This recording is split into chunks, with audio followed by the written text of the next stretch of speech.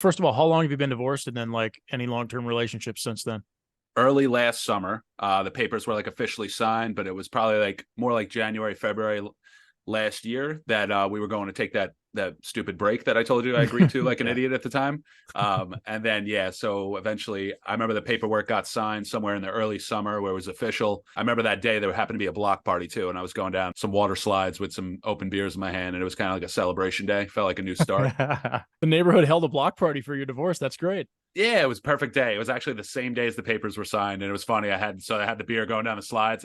Mostly kids were on the slide. I was one of the only adults. I was going up there and like, why do you have a soda? And it was a beer, but I was like, one day you'll be old enough to understand, and you will bring a soda anywhere you can to. Here's Damn what's right. really gonna bake your noodle is that there wasn't actually any water slides. There was more beer consumed than he thought. He was just sliding down neighbors' grassy lawns and stuff. Like, this Oh water yeah, slide is great. He was yeah, just at a public park drinking a beer. yeah. Just sloshed on the way back from the lawyer's office. So good.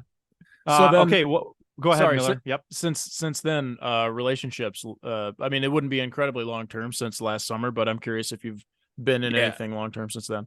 So basically, and to go back to the rom-com story, because this will all tag into to answer your question too. But so actually, a friend of mine, a female friend of mine that I knew for 10 years, had slowly become good friends with my ex-wife at the time, and she would stay with us in the house like pretty often. So when my ex-wife went to move out for the month, this girl needed a place to stay, and she ended up moving in during that month. So Say.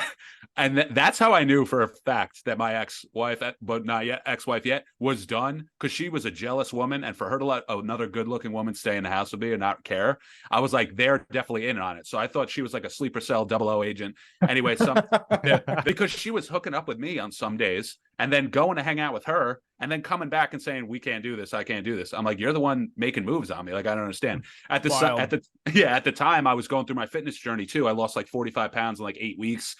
She was basically, this girl was just watching me take care of myself, become better looking and better, feeling nonstop. And I guess, she was attracted to that. It was wild. So that was going on during that month break. Then I found out with the hot blonde who basically gave me the truth about the cheating, and then I was hooking up with her. So before I knew it, before it was even happening, like other girls were, showing interest, and I was just reminded of what, the abundance mindset that you guys probably have heard of. Yes. Like, oh shit, there's more options. It was the first thing I was terrified of, just re-entering the dating world. I'm like, oh man, I'm locked down.